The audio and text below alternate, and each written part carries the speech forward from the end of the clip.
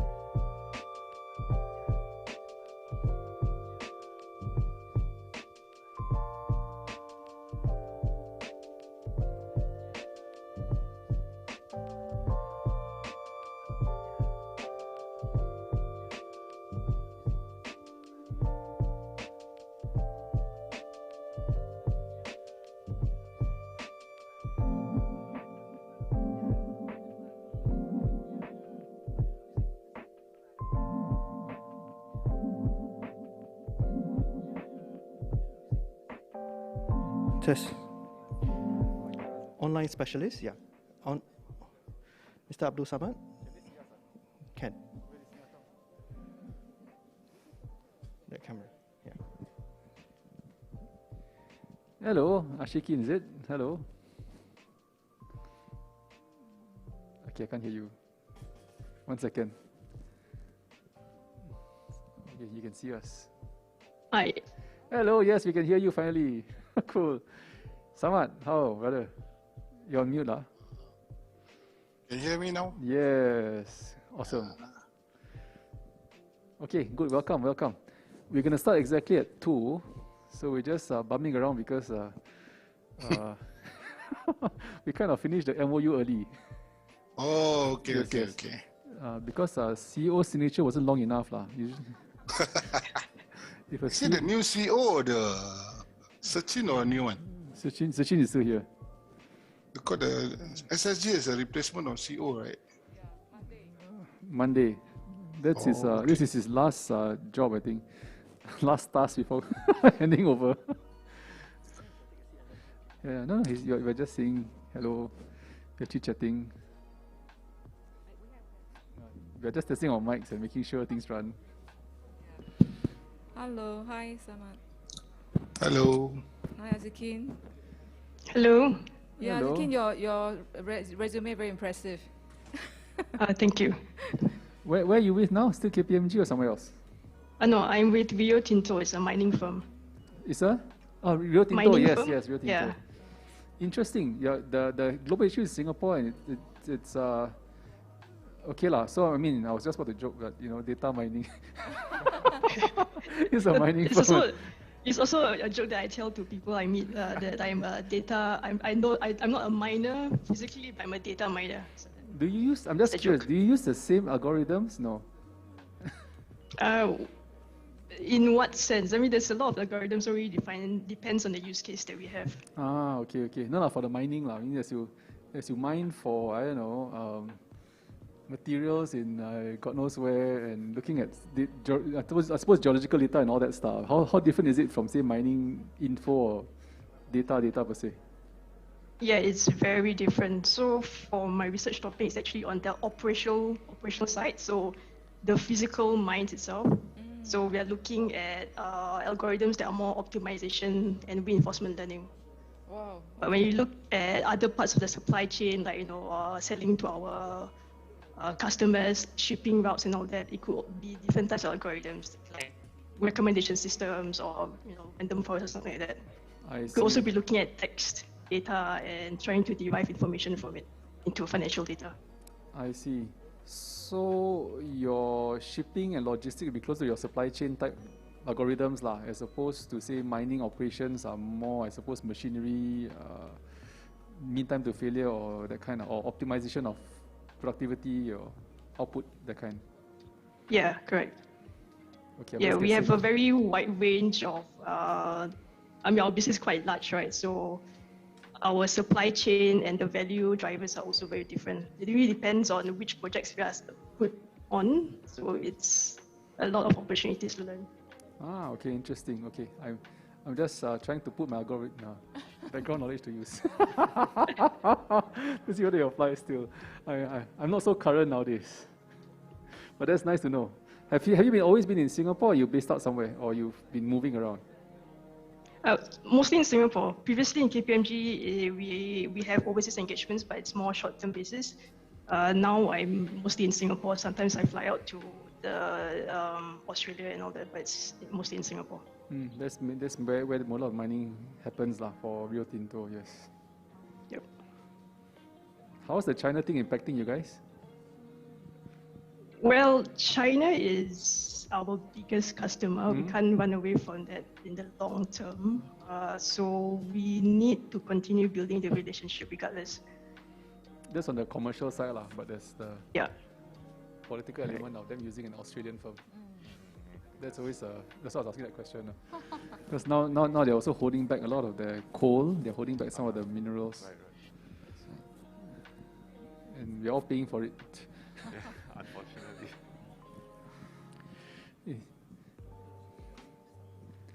Okay, we've been told to stand by. Okay. So yeah, at least you guys are back home. Can do your last toilet break or your last drink. Okay, we'll see you in a while.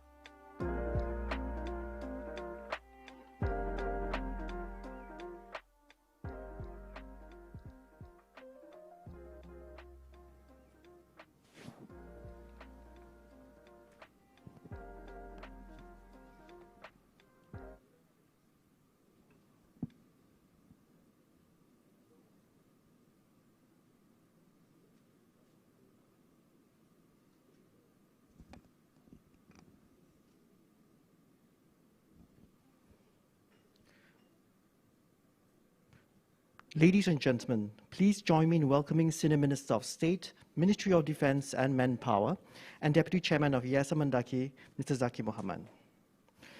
Mr. Zaki Mohamad, Madam Zuraida, and Mr. Tan Tao Kun, Group Director of Communications and Engagement of Skills Features Singapore. Ladies and gentlemen, Assalamu alaikum and a very good afternoon to all.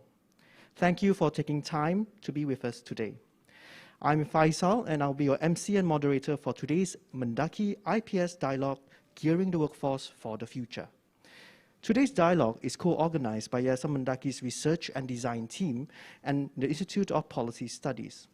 This is in conjunction with Raikan Ilmu Month, which has reached its finale today, where we aim to encourage the community to seize the opportunities and embrace lifelong learning. Let's start by watching the video prepared by our Raikan Ilmu team.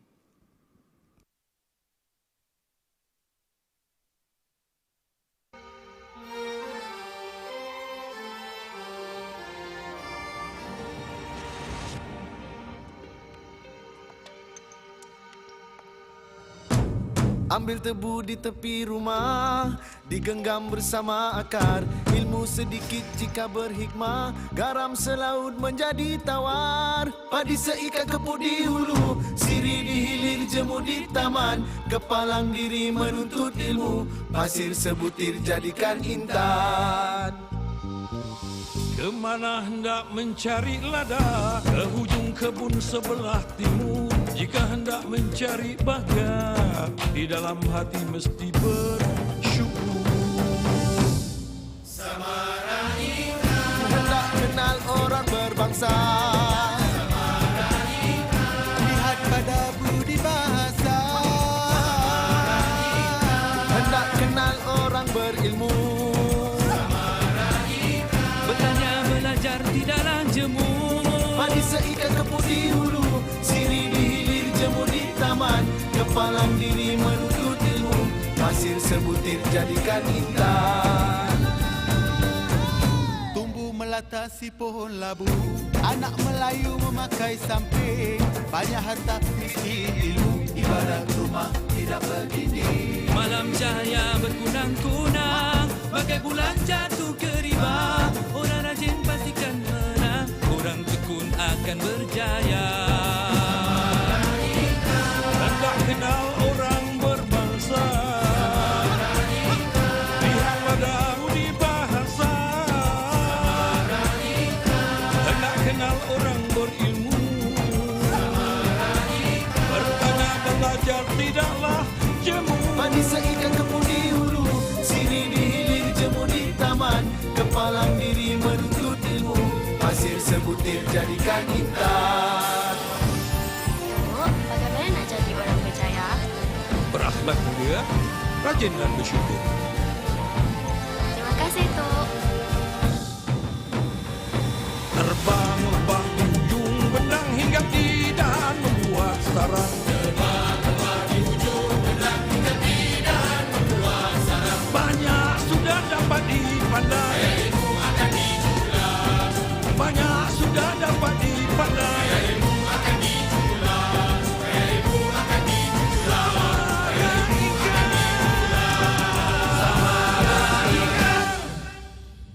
Kemana hendak mencari lada, ke hujung kebun sebelah timur.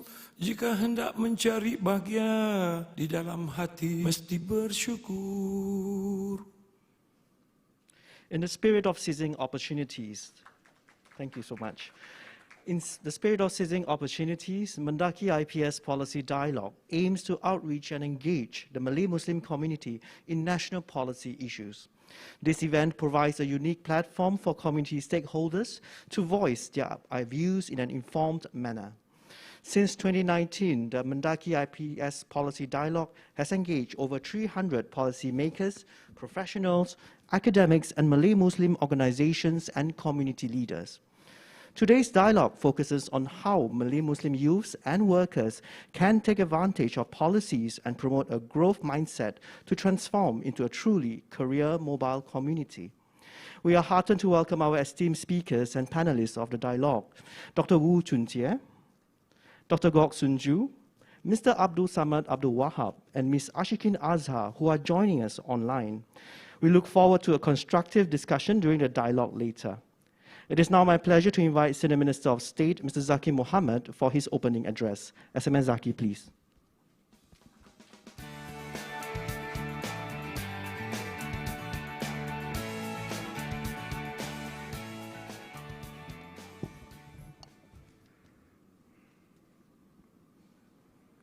So welcome to the Yayasan Mendaki Institute of Policy Studies or IPS Policy Dialogue. Firstly, esteemed speakers, panelists, distinguished guests, ladies and gentlemen, good afternoon to all of you, including all our esteemed online audience too, for joining us this afternoon. So welcome to the Yayasan Mendaki Institute of Policy or IPS Dialogue 2021. Now this is the third policy dialogue organized jointly by Mendaki and IPS during the Raikan Ilmu, or better known as Celebrate Knowledge Month. I'm pleased to note that this collaboration has grown from strength to strength and that the event has gained much interest locally and regionally. I'm also pleased to note that we are collaborating with Skills Future Singapore SSG this year. So I thank IPS and SSG for your valuable partnership. Last year, due to the impact of COVID-19, we had to hold the dialogue virtually. This year, I'm happy to note that we are able to hold this in a hybrid format and have some of our speakers, panelists, and participants on site. While COVID-19 has changed the way we work and live, one positive outcome that emerged from the pandemic was the exponential drive towards digitalization and innovation. Now, this has enabled many workers to work remotely, and organizations are no longer reliant on physical office spaces. As mentioned by PM Lee in his National Day rally this year, working from home is just one step away from working anywhere. And this has accelerated global competition for talents. Only thing is I'm not sure whether the community has hoisted this in, because what it means is that, you know, when your workers can work from anywhere, any other worker working elsewhere overseas could also take our jobs too. I think that's the part that we need to recognize. So it's no longer about competition from within the country borders, but really, what does this mean for us? What does this mean for competition? What does this mean for me, my skills, and how I stay relevant to my employer? So to stay ahead of the competition, Singaporeans, be it our young or the matured, must have the right skills in the right industries if we were to remain employed and employable in the long run. So today's dialogue on gearing the workforce for the future is timely. Now, this is timely because it impacts every one of us, including me, right? There is a need for inclusive conversations that encompass different segments, be it male or female workers, both young and matured, regardless of academic qualifications. And we hope that through this dialogue between our youths, our professionals, on national policy and initiatives to gear the workforce for the future, more will be encouraged to seize the opportunities available to develop their professional growth and explore jobs in growth and emerging industries. And some of us talk about K-shaped recovery, and that's exactly what we're seeing. The emerging and growth industries are still growing despite the pandemic, whereas there are some sectors on the way down, just given the impact of the pandemic. So you can see growth and employability and employment are not spread equally or evenly during this pandemic. Now, this is in line with the theme of seizing opportunities for Raikan Ilmu this year, because we want to think about how we can explore, right, jobs in such situations and push ourselves to our limits and what we can do. So Prime Minister Lee also highlighted in his National Day Rally speech that the Malay Muslim community has made significant progress over the last decade. And this we can be proud of. More Malays have been pursuing higher education and attaining good jobs as PMETs, which translates to higher incomes over time. And you can see around us, you know, panelists many of you out here who have embraced, the system and leveraged off our meritocratic framework and certainly pushed ourselves to be relevant with the right skills in the right sectors.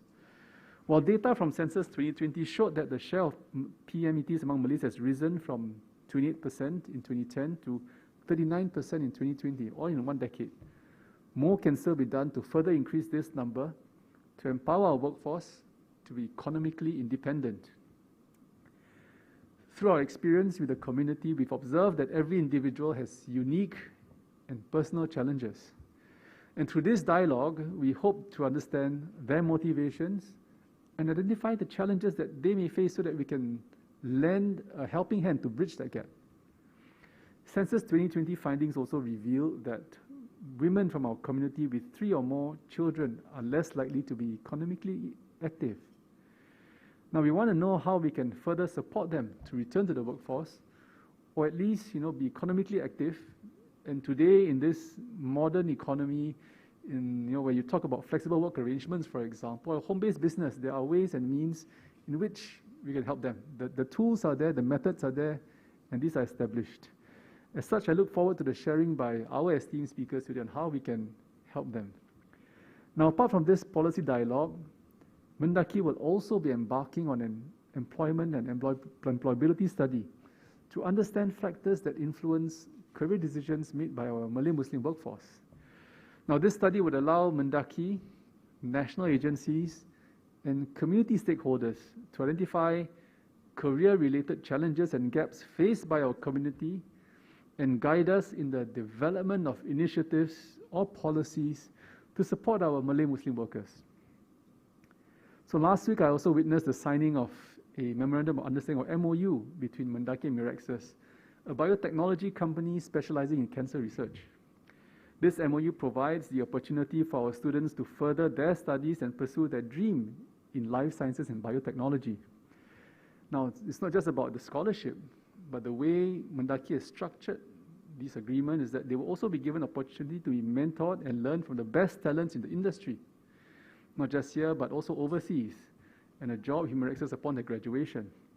Such MOU with industry partners and like-minded individuals like Mirexus will enable us to help our youth build careers in the growth and emerging sectors like STEM. So we hope to extend this further to talk to more corporates, and maybe this is one line that MENDAKI will expand in the years to come. So this afternoon, just before this event, we also witnessed another signing of an MOU between MENDAKI and Skills Future Singapore, SSG. This MOU aims to deepen the collaboration between the two agencies to enhance the capability of the Malay Muslim workforce through skills upgrading. So I think this will strengthen our approach and our resolve to ensure that the community can benefit from many of our national schemes and programs, and simply fine-tune the approaches based on our knowledge of the ground as well. So I think it's a win-win for both parties. These initiatives, coupled with a culture of embracing lifelong learning, will go a long way in gearing our workforce for the future. As such, I'm heartened to note that throughout the month of October, our Malay Muslim community, parents with young children, youth, students, and adults in the workforce have been seizing the opportunity to participate in over 70 activities organized by MENDAKI and its partners. Although today marks the finale of the Raikan Ilmu Month organized by MENDAKI, I hope that our workforce and our community will continue to seize the opportunity to upgrade their skills and embrace lifelong learning as part of our culture. Please allow me to continue in Malay. Dialog hari ini merupakan acara penutup Raikan Ilmu 2021 yang bertujuan untuk mempersiapkan lagi golongan muda dan tenaga kerja kita dengan ilmu, pengetahuan dan kemahiran yang relevan untuk meraih peluang pekerjaan baru yang kian berubah pada masa yang depan. Sepanjang bulan Oktober, saya gembira ramai di antara kita telah meraihkan peluang dan menyertai aktiviti pembelajaran sebanyak sekitar 70 kegiatan yang dianjurkan MENDAKI bersama rakan kongsi kita.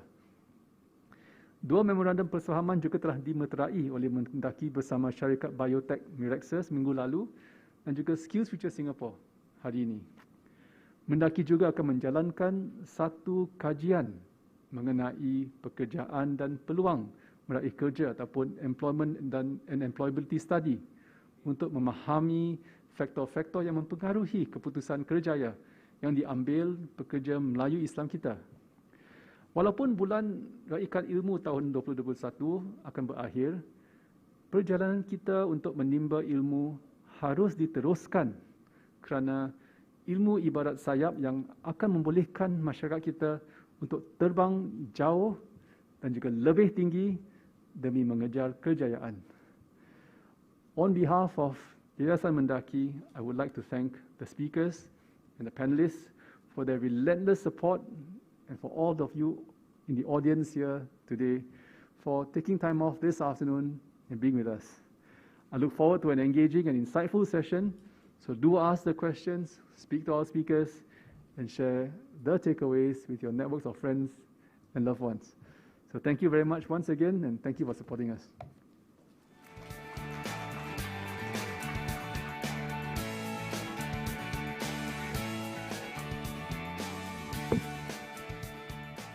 Thank you, SMS Zaki. Let us now watch a video on a discussion between the youths and mature workers about their career aspirations and how to tap on opportunities to remain relevant for the future economy.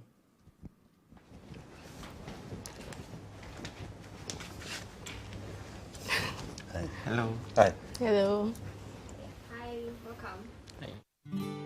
Can you share with me what was your childhood dream job?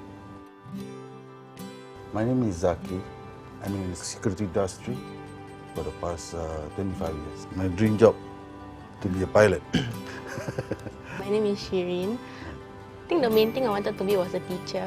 I'm studying law right now. My name is Mustafa. For me, last time it was a police officer. I'm currently serving full-time national service. My name is Fitri. You can call me Fit. I'm currently serving my NS. My childhood dream job is to be a traffic police officer. My name is Tengku Noraida. My ambition was to become an air stewardess. I'm currently a sales representative. Hi, I'm Adila. I'm currently a graduate student studying public policy. As a kid, I really wanted to be a scientist. When you're moving on to Sec 3 and you had to choose which science subjects you wanted to do, I was more inclined towards the humanities. I also started realizing what my strengths were. Growing up as minorities in Singapore, I think we are all quite aware of the kind of negative stereotypes. And sometimes as youths, if we keep hearing these like, oh, Malays are lazy, Malays just like to lepak one corner, we tend to kind of absorb that kind of thinking. I have a talk with my mom about what I'm going to do after my national service. So she recommended me to work with her at SP Group. But to me, like, if I do something that I didn't like, I wouldn't be more happy in life. My dad knew I was like a sporty kind of son when I was in primary school. He always tells me, play by your strengths. It's going to take you far. So I went to High NITEC in sport management, which I enjoyed it so much. When I was younger, I felt like my scope of information was quite narrow. When I grew older, then when I talked to more people and reached out to more people, then I realized there's a lot of career paths ahead of me. We need to help the Malay Muslim youth realize their potential a lot more. Under the Young Mendaki Club, there's this program called the Peer Mentoring Program. At that young age, right, at 14 already, like, we ask them, like, what you want to do, you know? And then, like, they start thinking. At first, my mentees didn't know. It was only, like, after talking more and everything, then they, like, shared their interest. Knowledge is very important. I start from below, grew up gradually, take courses until I earned a diploma in security management. Then after I gain that, I still go on courses. It's a value added, like workplace safety. Given the chance, I would definitely pursue something in university. These steps is gonna be a long journey, but I know in order to be successful, you need to take one step at a time.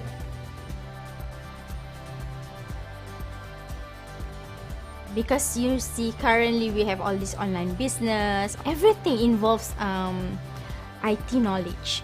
everything. Just register myself into this skills ignition program in Google Cloud. It's really enhanced my knowledge in computer because I know that's my weakness. I took few courses, the drones, the CCTV, the robotic, you know.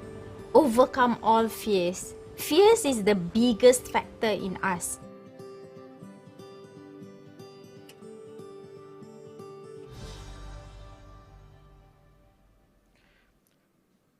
We would like to thank our 6 volunteers who have shared their experiences with us in the video, of which 5 of them are here today. Thank you so much.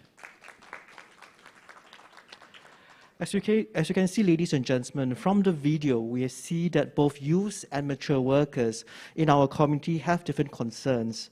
For the students themselves, they are thinking and exploring their career options, most of which are traditional and formal or familiar sectors that are known to their parents. Perhaps more options can be given to them in the way in terms of the career pathways that could be exposed to them. Based on the intergenerational conversation between the young and the matured workers, what was interesting was their advice to the youths to overcome their fears by trying something out of their comfort zone. And that is critical in the everyday conversations that we have between generations, and to be positive and constructive. From the video, we are happy to see both Madam Tengku and Mr. Zaki here. They have taken their first steps to upskill and develop their competencies and pursue their interests respectively. Our next 2 speakers today will provide some signposting on the changing landscapes in terms of career pathways and the types of learning to achieve these aspirations. Firstly, Dr. Wu Chun-Chia will share with us on what future economy and future jobs will look like. Dr. Wu Chun-Chia is a Senior Research Fellow at the Institute of Policy Studies. Prior to his appointment, he was Assistant Professor at NTU, as well as the Education University of Hong Kong. His research includes urban governance, economic development, and financial regulation. May now I invite Dr. Wu Chun-Chia to deliver his presentation. Dr. Wu, please. Thank you. Thank you so much, Senior Minister of State, Dr. Gok, fellow panelists, and our esteemed audience. It's a real privilege to be here today, and thank you for having me. So I'm going to spend a few minutes talking about this future economy, what it means for us as workers, as employees, as perhaps even entrepreneurs. And I hope that we'll have some time to discuss this in our Q&A at the end. Now, this future economy, a lot has been said about it, a lot of ink has been spilled, a lot of research done, but the contours of this economy remains faintly visible still in this fog of war that the pandemic has thrown over us. We talk about a VUCA world where our economies, hyper-connected, yes, our cities, hyper-dense, are becoming a little bit like tinder boxes, where the spark of a pandemic or a financial crisis could ignite it. It's uncertain. Policy problems are complex. Some of my colleagues call these problems wicked problems. The pandemic is a good example. What started out as a simple public health problem quickly evolved into an economic problem, into a diplomatic issue. So our policy problems are becoming intertwined. And certainly the future is looking very ambiguous. A lot of this has to do with our hyper-globalized economy. We are all dependent on each other, not just within Singapore, but across the region, across ASEAN, across the world. The economy, as we well know, is becoming increasingly digitized, interconnected. Some of the speakers in the video talked about IT skills being more important. That much is very true. So the picture you see in the slide is somebody riding his motorbike through the fog. The fog is obscuring where we're going. We don't really know. But the engine is strong. Our helmets, our safety gears are working well. The economy, as MES data showed last week, is growing, is vibrant. As Senior Minister of State mentioned, this growth is not exactly even. Some industries will grow well, and some will continue to lag. So it is important to get a sense of what this future economy will look like. And this is a cover from last week's Economist, and I love the covers of the Economist magazine. And in it, there's a good article about how our economy is becoming a real-time economy. The sorts of data that we have access to today, the services that we use at the click of our smartphones, It requires large amounts of data. It is instant on-demand model. A lot of instant gratification, real-time consumer demand. When you want food delivered, you get food delivered. But more than that, we are providing our data to firms, to businesses. So there's a constant feedback between the consumer, the customer. It works at the speed of light, and the computers, the algorithms, are the ones who are managing this data. So the way that we think about the economy is different. The way we project the economy will be very different as well. And I always go back to this book, The Second Machine Age, that was published in 2001 by Eric Binhofson and Andrew McAfee. I find that the insights of this book continue to hold true. In fact, we may be living in the beginnings of the future that these two authors have envisioned for us. And in this future economy, they very simply put it into three categories: minds and machines, products and platforms, the core and the crowd. Very nifty heuristics. And I'm going to go through each one very briefly, just to get a sense of what we are facing in the future. And the first one is minds and machines. A good story that I like to tell is that the picture at the bottom, that's Lee Sedol, the global champion in Go. Now, Go is a highly complex game, as we know. The number of moves that you can make in Go apparently are more than the number of atoms that we are aware of in the universe. But yet, somewhere in 2017, Google came out with this program, AlphaGo, that beat the world champion 4 games out of 5. Now, even a game that requires intuition, human creativity, it is now being conquered by machines, algorithms. And going forward, as those of you who could keep track of chess games, Go competitions will be aware, the great grandmasters of chess are those who work alongside an AI platform. They let the AI play the game, and once in a while they step in, they stop the game, and they use their intuition to make a move. And that is broadly true in the economy as well. What you see in chess is a microcosm of what is happening in many industries today. The humans who will flourish are those who not necessarily need to know how to create the AI platform or the program, but you should be comfortable working with these platforms. So in some of these industries that I highlighted here, wealth management, robo-advisors, it's becoming increasingly true that the technology can help us to make sense of large amounts of data.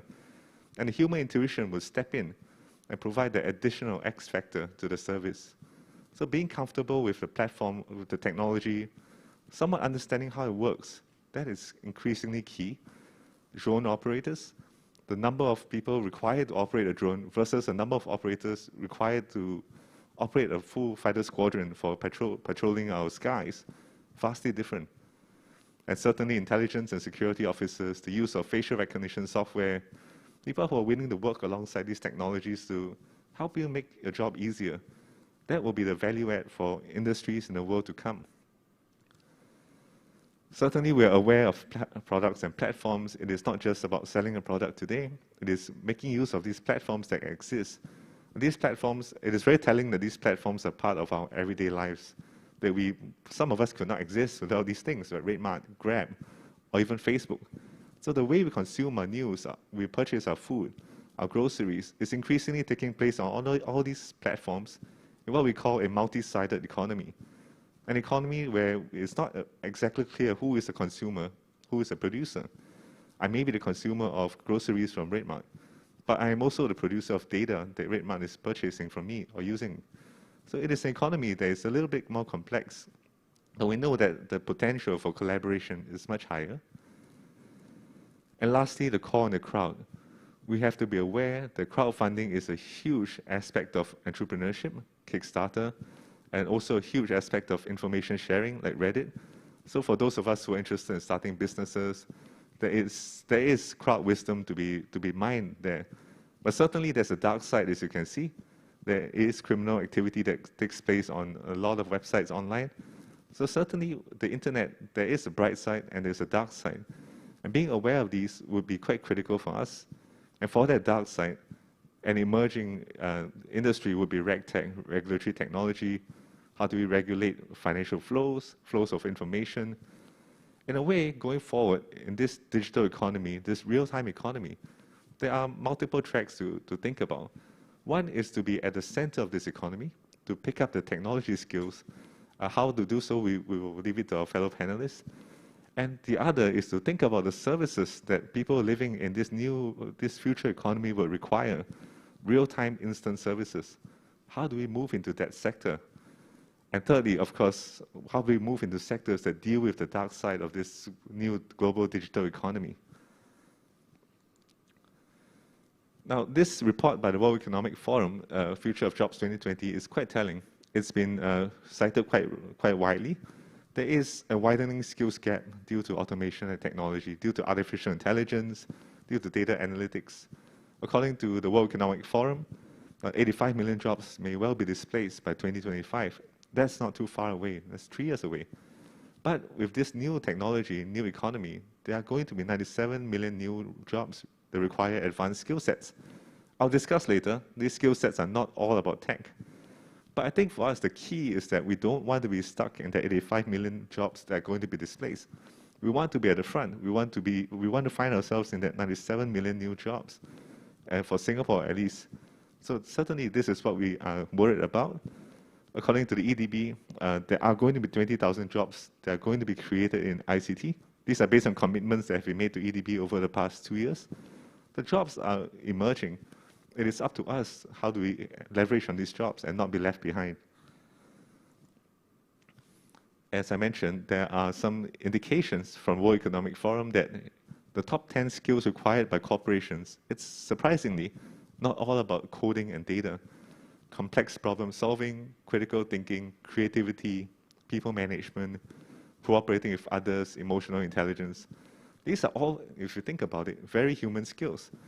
Now, we know that a lot of the technology, a lot of the algorithms, they are now capable of running on their own. The automation is very high. But what organizations seem to need are managers, not just coders. They need people who work well with the technology and use it to create a value add for the customer, for the firm. So these skills are important. And as we think about reskilling, retooling, it is important to get a grasp of IT, but it's also important to get a grasp of all these softer skills, things like negotiation, cognitive flexibility, a growth mindset, broadly speaking. So these are some of the skills I wanted to just flash on the slides. And these are important going forward. And these are the top jobs that the WEF has highlighted: data analysts, AI, machine learning specialists, general operations managers, software, big data. But importantly, sales and marketing professionals. So as I mentioned, no matter how digitized the economy is, the fundamentals of the economy is the same: supply and demand. There are products that are in demand, services that are in demand, and there are people who supply these services in the most efficient way, in the most targeted way. And we need to make use of the tech to help us supply these services and products wherever it is in demand. As our Senior Minister has mentioned, the jobs of the future, employees of the future come from across the world. The services that we consume are provided across national borders. So these are some of the skills. And to take an anecdote from the literature, even some of the most human-centric, labor-intensive jobs you can think of. For example, a physiotherapist. You would think that, well, how could tech possibly replace a physiotherapist? But with the research has found that physiotherapists who are able to make use of social media platforms to advertise the services, Google optimization, to make sure that they appear in top searches, those who will be successful. So while the service may be traditional, the marketing of the service needs to be different today. And certainly, going far, far into the future, there are some final frontiers, some existential threats that we continue to face: climate change. And with these threats, there are opportunities, like the green economy, green finance, sustainable businesses, renewable energy. I think these are industries that we need to look more closely at, to sort of imagine what are the skills needs in these industries, and quickly hop onto it as it accelerates. So I'll end my segment here.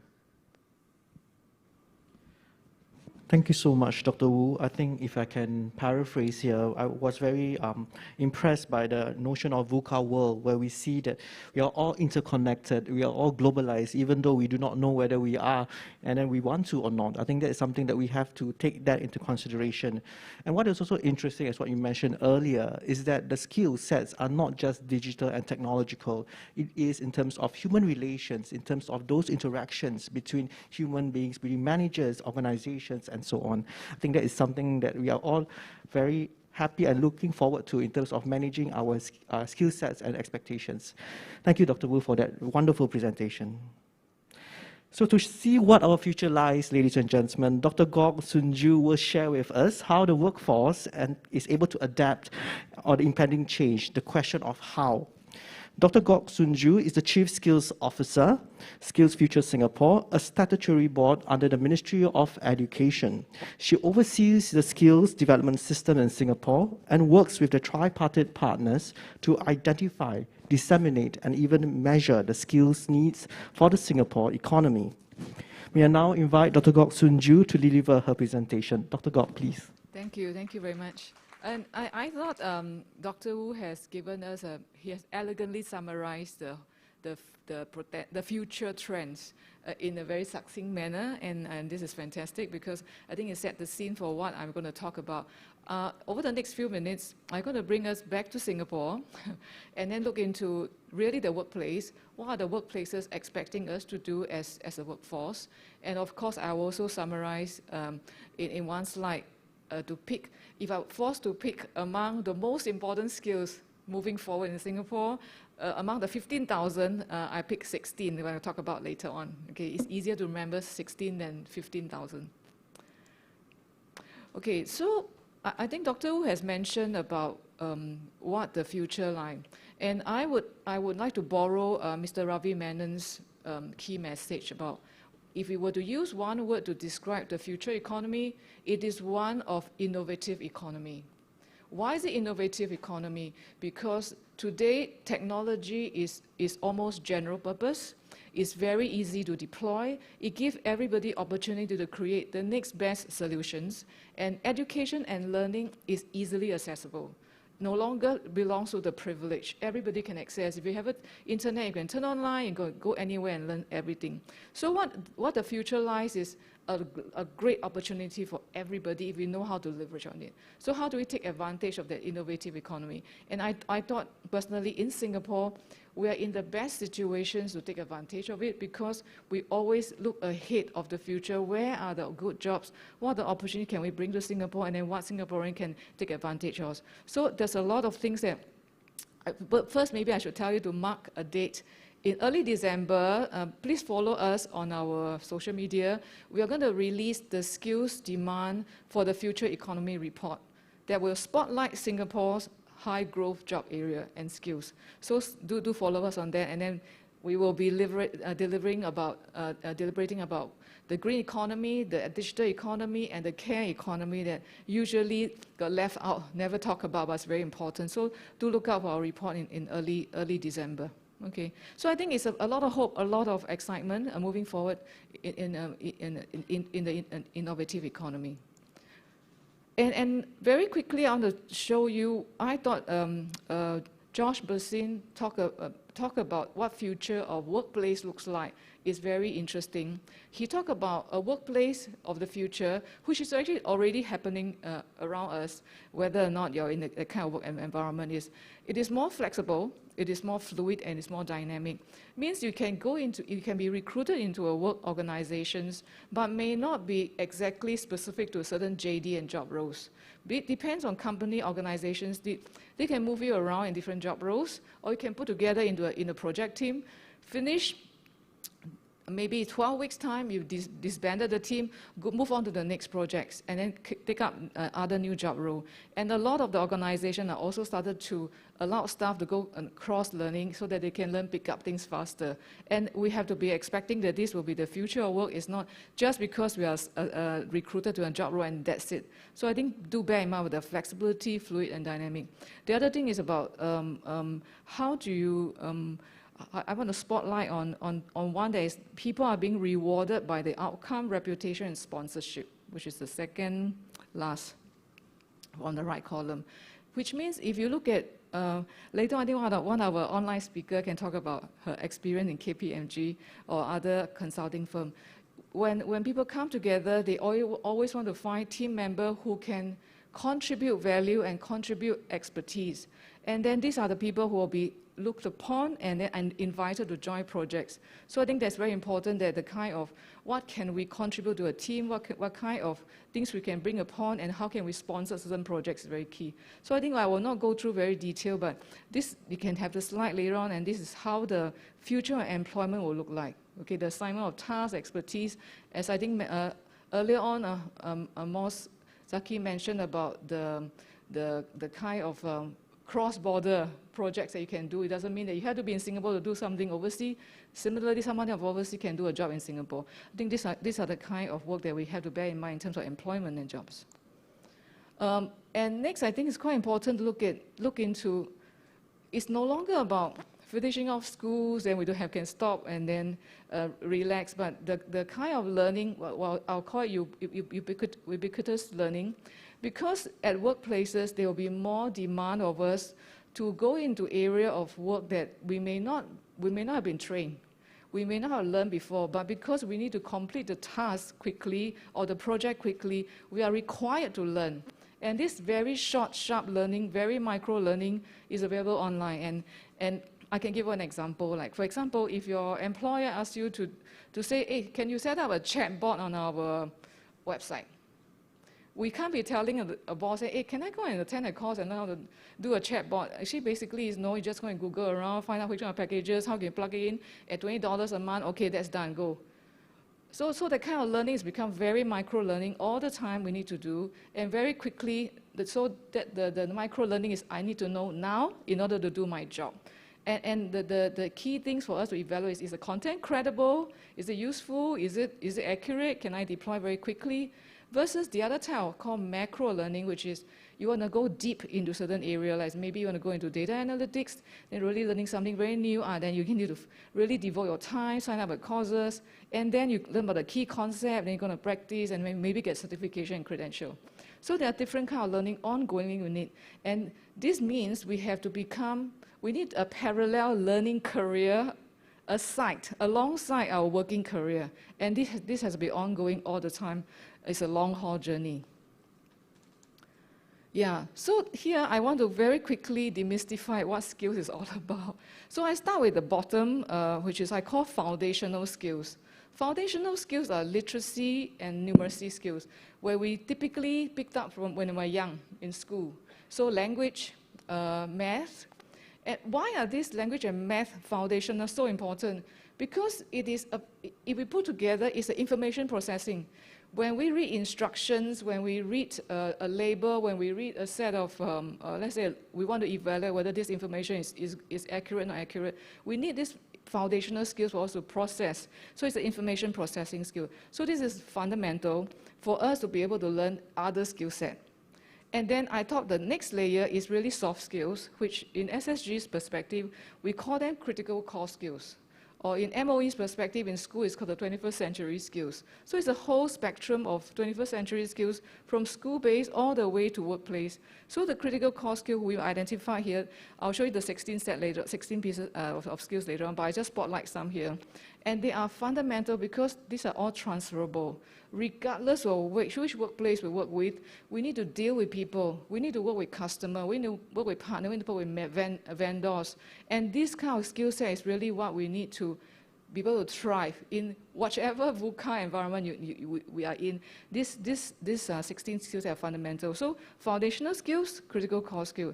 Then as we go into different aspects of study, I think earlier on the video talked about whether you choose social science or STEM, or craft and trade and craft, it doesn't matter.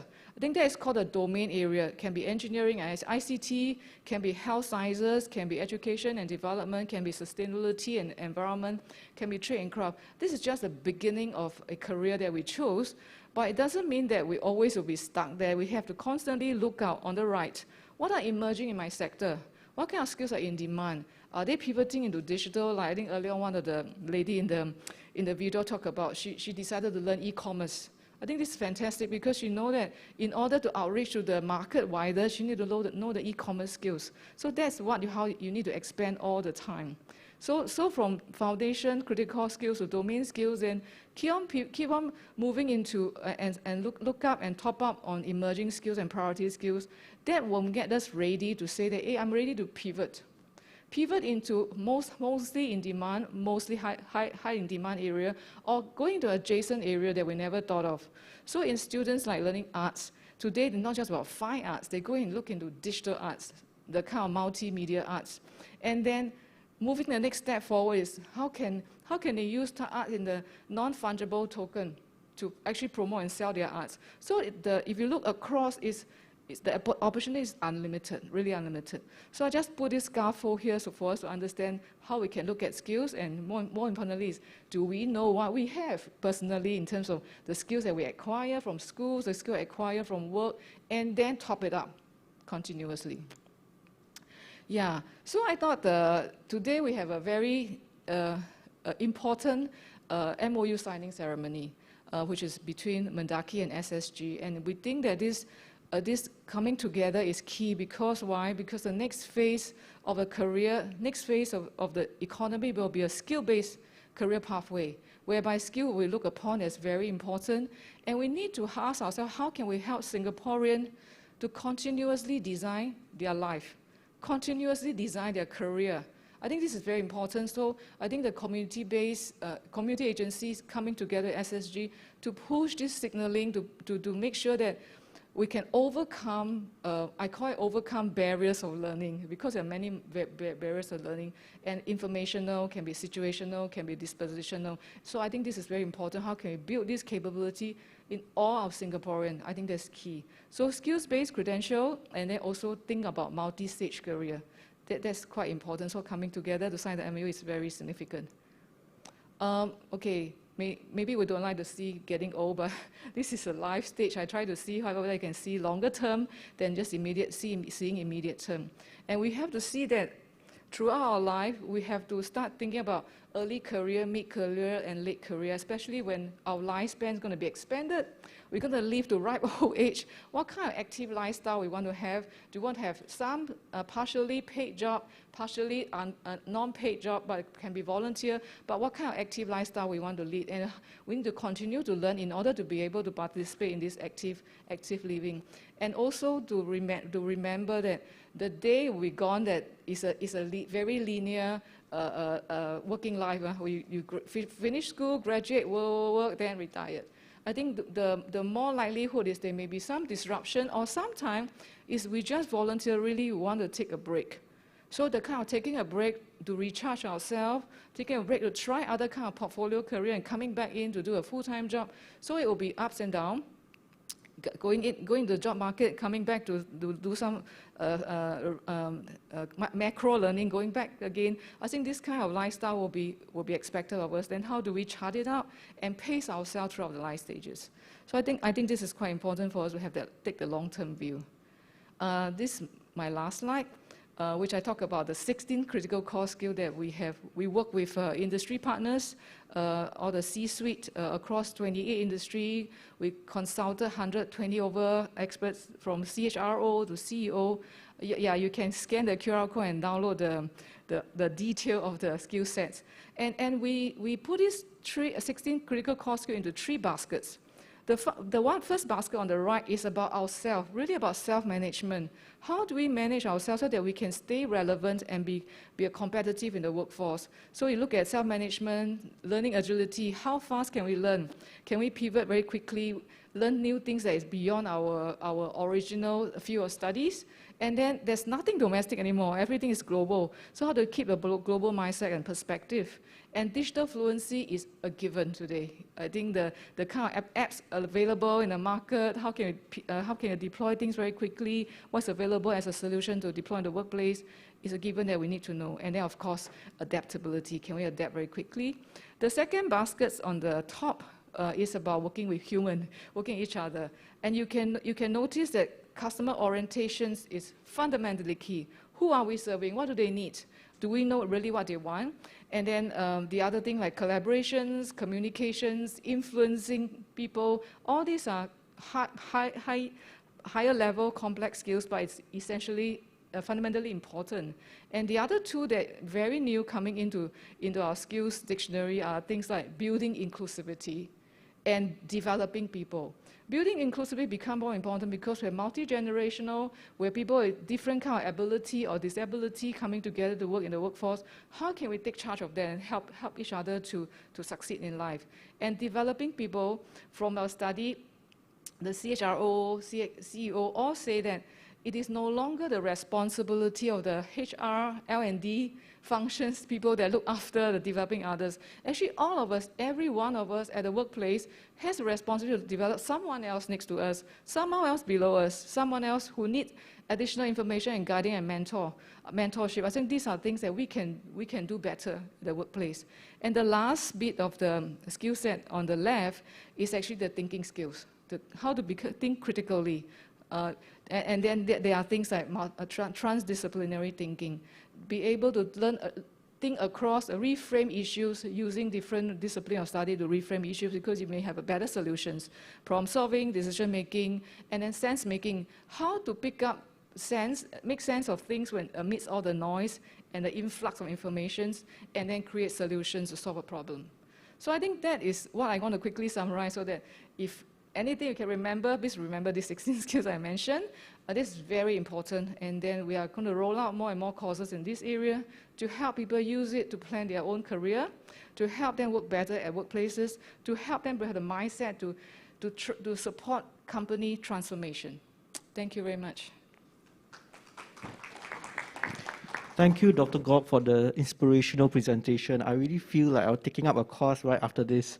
So it's very interesting to have two types of learning, right? Micro and macro learning, and the cycle between these two. And we need to know when to actually use it and utilize it in our careers. And it is behind this understanding and assumption is the understanding of being the worker as being proactive, right? Being very active rather than reactive, waiting for HR or waiting for someone else to tell them to take up certain courses. He or she should actually foresee this coming in the workforce, right? In the career as well.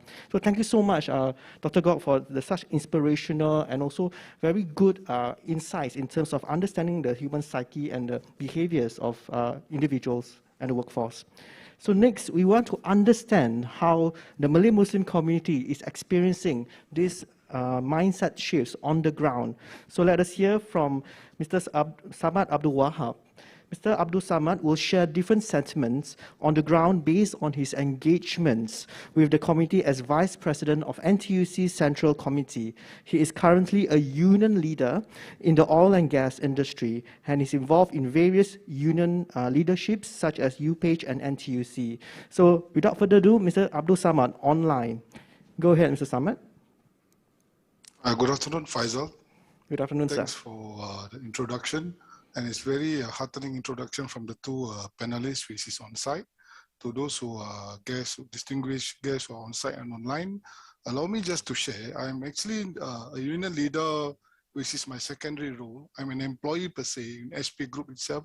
In the video earlier, I also was sketched by one young guy who said that the mother wants him to be in SP Group, but he chose to do another. It's okay, right? But SP Group is an interesting company, a career that you should explore.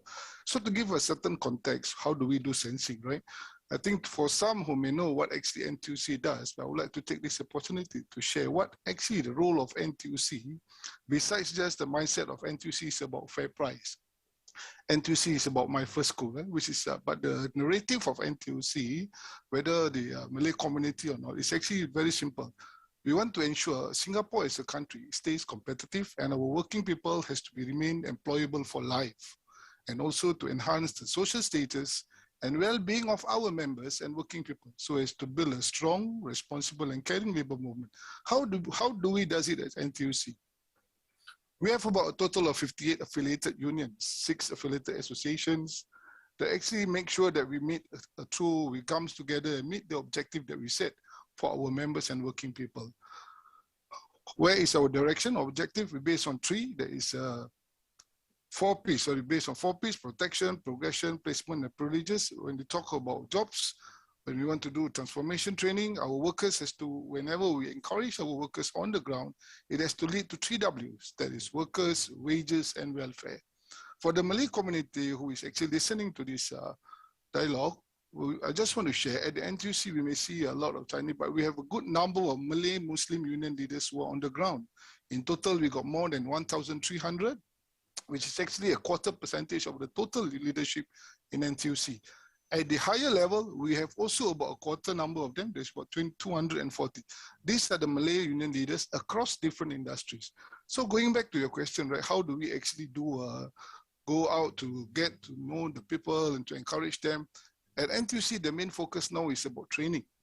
Training is the key for us to seize better jobs, for us even in our existing jobs to get better pay.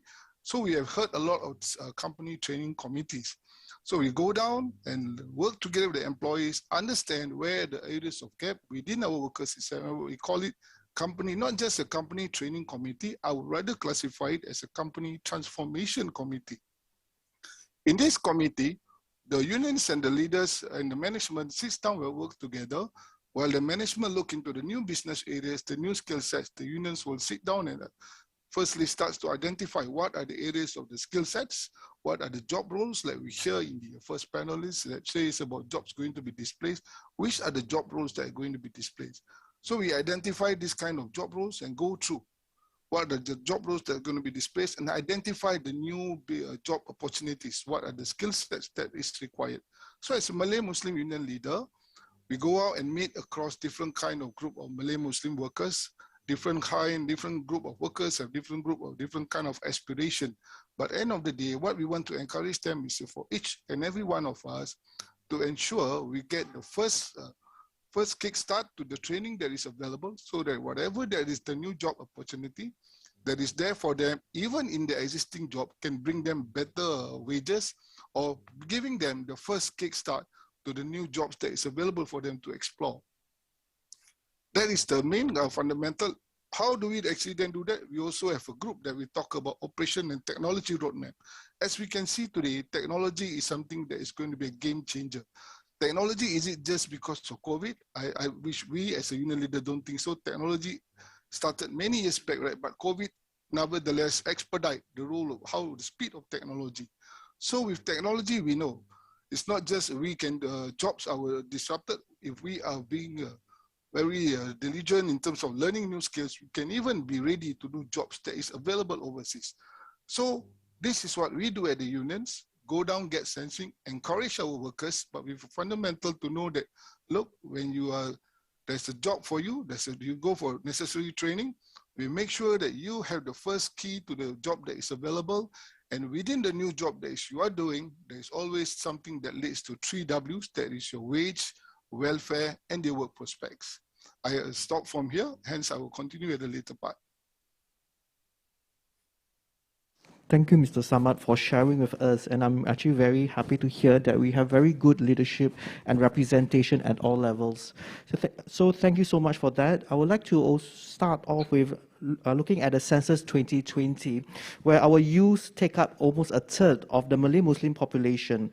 In a survey carried out last year, around 200 Malay Muslim youths, we found that they seek advice not from anyone else but their family members as well as their friends before approaching any other sources. So I think that will be a very good, interesting conversation topic later on. It is also now therefore important to hear the voices of the young or those youth at heart, right? We are happy to have a youth representative, Ms. Ashikin Azhar, to share her views. Ms. Ashikin Azhar's role as a data scientist is akin to that of a high-tech fortune teller. She employs mathematics, statistics, as well as coding to forecast potential outcomes. Additionally, she is pursuing her doctorate in computer science, and a pivot occurred as a result of obtaining her master's degree in data science, and of course, she has not yet looked back since. Ms. Ashikin, please.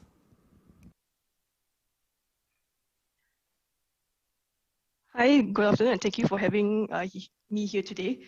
So for me to understand the current workforce climate, we have to look back historically to how it has changed from generation to generation.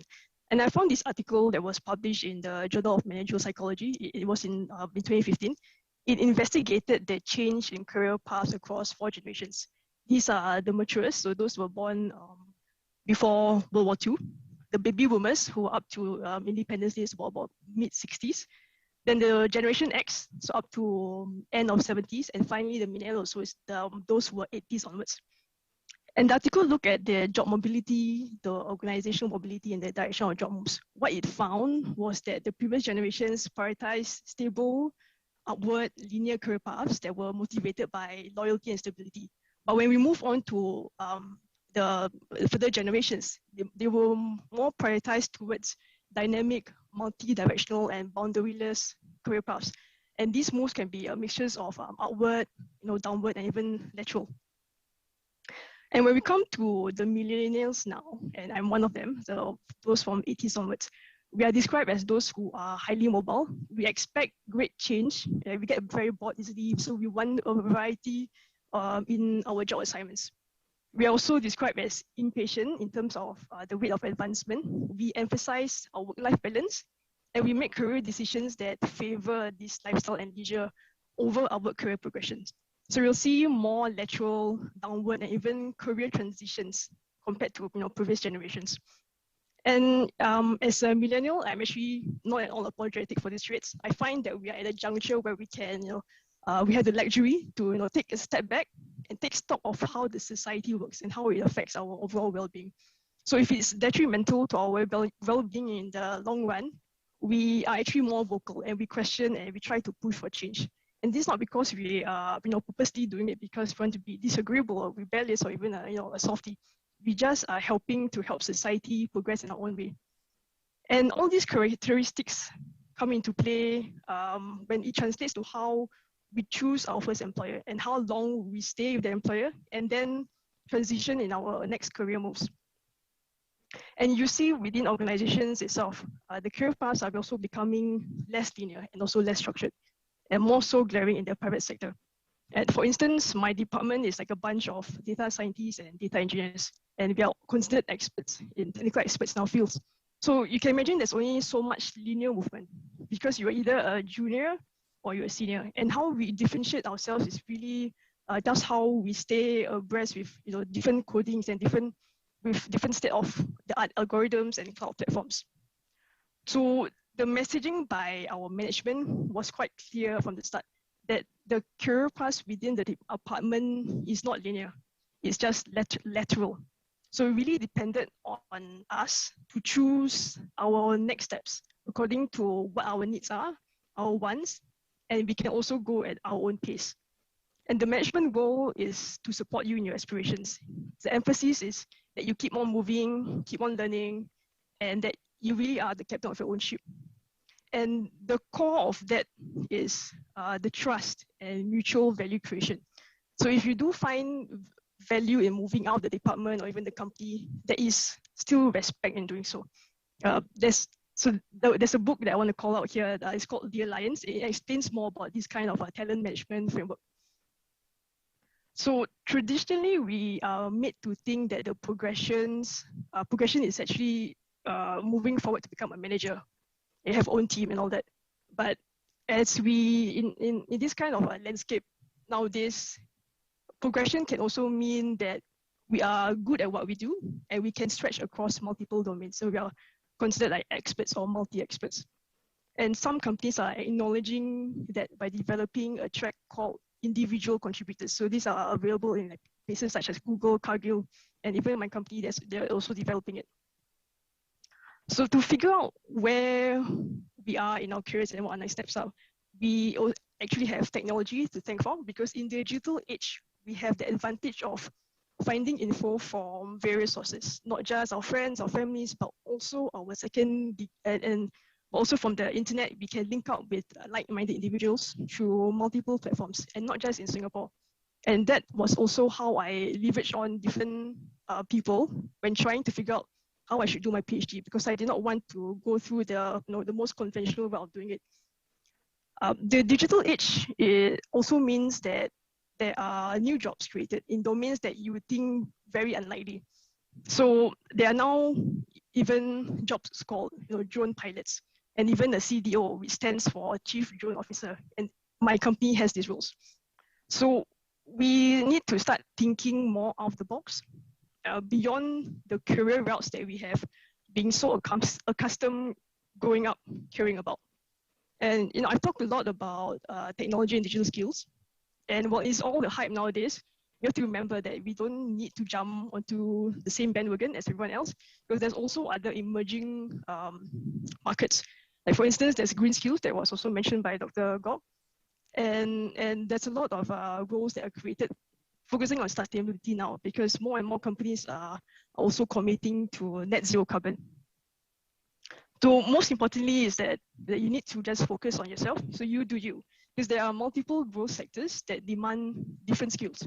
So the key is just to stay engaged in conversations within the society. And hopefully along the way, you'll find something that benefits society, fits you, and also fulfills you in the long run. So you can set short-term, mid-term, and long-term plans, but also you have to be fluid, go along with the flow, and just move along with the times. Thank you so much, Ms. Ashikin, for sharing with us your personal journey and your convictions in terms of moving forward and not looking within the box, but outside the box. I think this is very critical and important based on our aspirations and interests.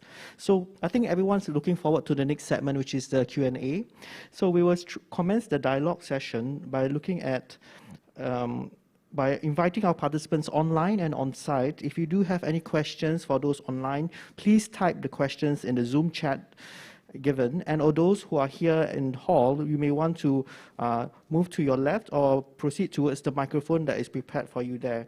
So let's start. And do we have any questions from the floor to begin with?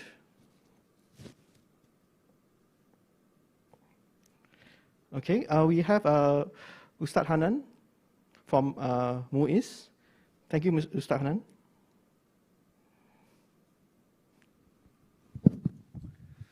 Thank you, panel, for the opportunity. I'm heading a postgraduate program, started last year in April. We started working on the program probably 1.5 years earlier.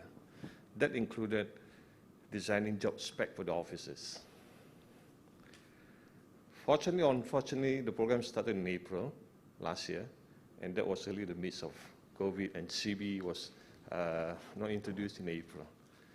We had to postpone the commencement of the program a week or probably 2 weeks, because we had to seriously look into the manner we present the program, because the program had to be done online fully. Now, one of the challenges I faced when we recruited the staff with a certain job spec, but then when the program started in April, and it's a new context, new challenges, and then when they were recruited, one of the things that they feedback me, they said, "Oh, Ustaz, this wasn't the job spec that you announced." And yeah, and I had no answer to that. And to be honest, yes, I advertised these jobs, and these are the job spec, but the context has changed. New challenges, new set of challenges.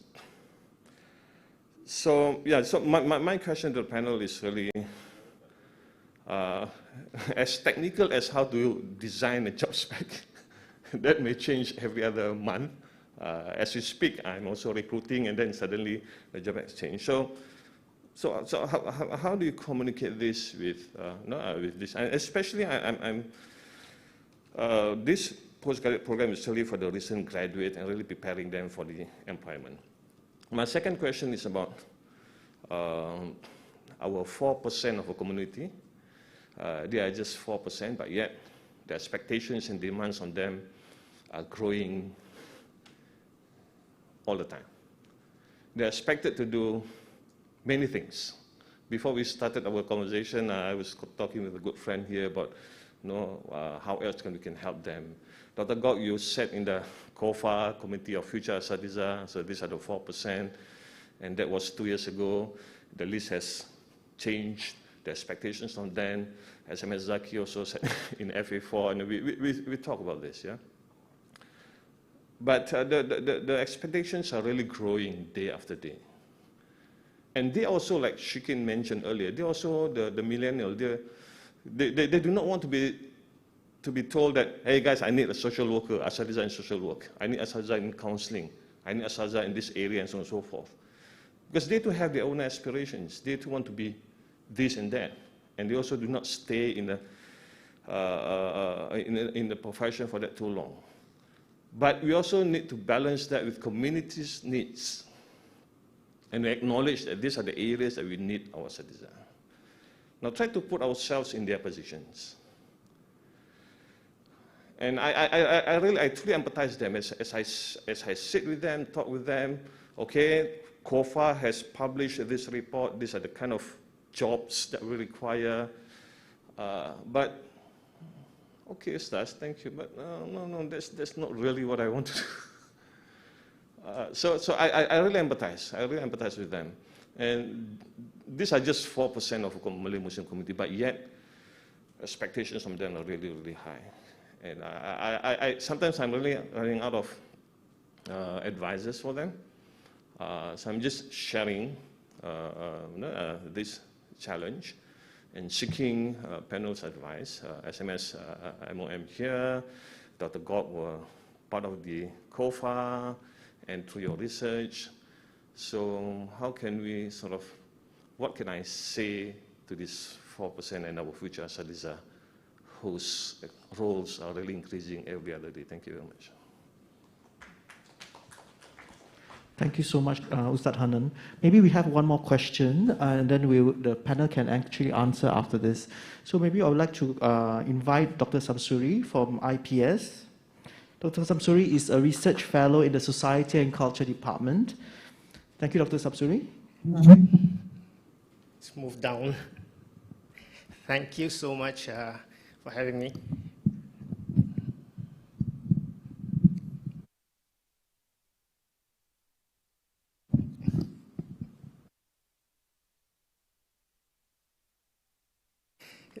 I just want to first thank all the panelists and the presenters on behalf of the other half of the organizing committee, and that's here the people from IPS. So thank you so much for contributing and sharing your ideas. I have actually a couple of questions and maybe an observation. The first is this.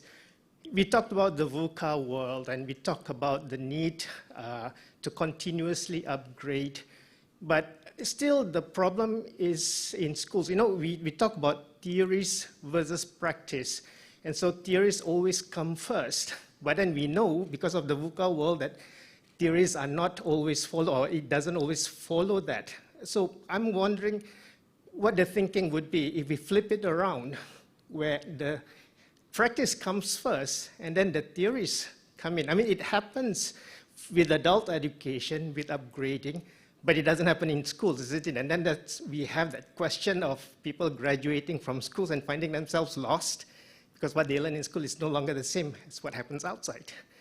So that's one.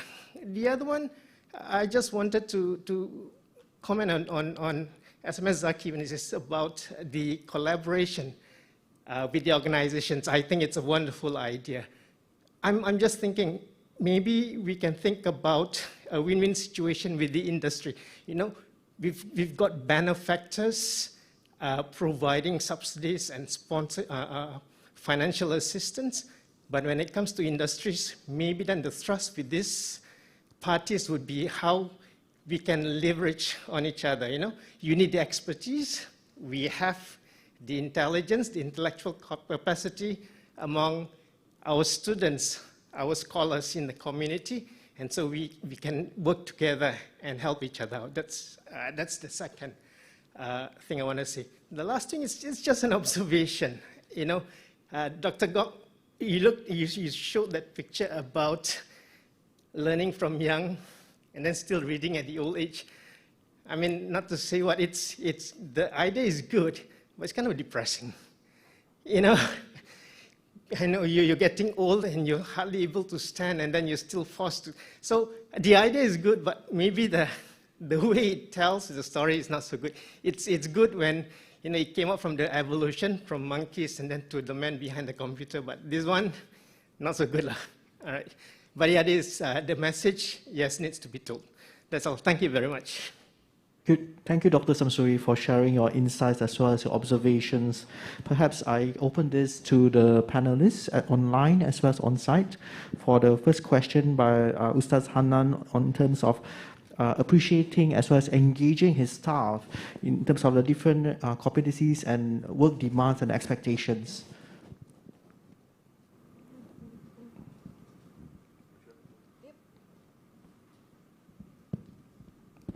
Okay, so thank you for those comments, and being a tail end millennial or early wave millennial, depending on how you look at it, I do understand the concerns of this group, this subset. And it is challenging.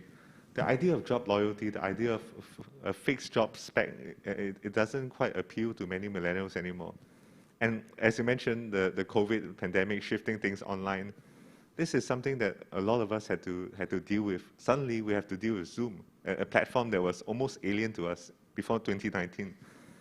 So I think from the employer's perspective, they more support perhaps to help them to pivot, to assure them that what you're hired for, the core skills, your ability to teach, to transfer knowledge, these things are still valuable, but the medium is changing. And perhaps giving them practice, the chance to use different technologies, but emphasizing and affirming their core skills. So I think Dr. Gao talked about different kinds of skills. There are skills that are fundamental, that are core, and there are skills that can be developed, they're more micro or even secondary, but they're still important. So I think that is what came through my mind when I was listening to you. Thanks.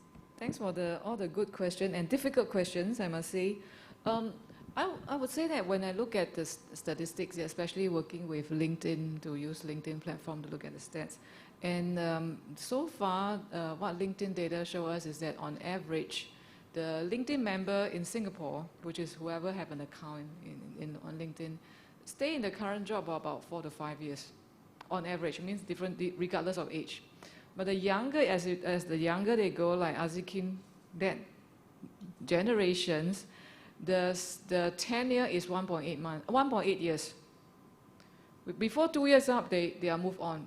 I think they are looking for more exciting place to go, or like Azikin say, they may be looking for lateral growth, something more exciting to expand their horizon, to try different industry or different kind of job role. So I think we have a multi-generational expectation to manage as bosses, as manager at workplaces. How do we create workplace that is engaging? And I want to go back to the question is it even feasible to write a job spec? Actually, it's getting tougher. Job descriptions advertised on let's say job portal website are just a proxy, or proxy of like estimate you should be going to do this kind of work, but it doesn't mean that will be the kind of work that you really will be doing. And employer tend to want to recruit people that fit the culture first. Number two is are you agile enough to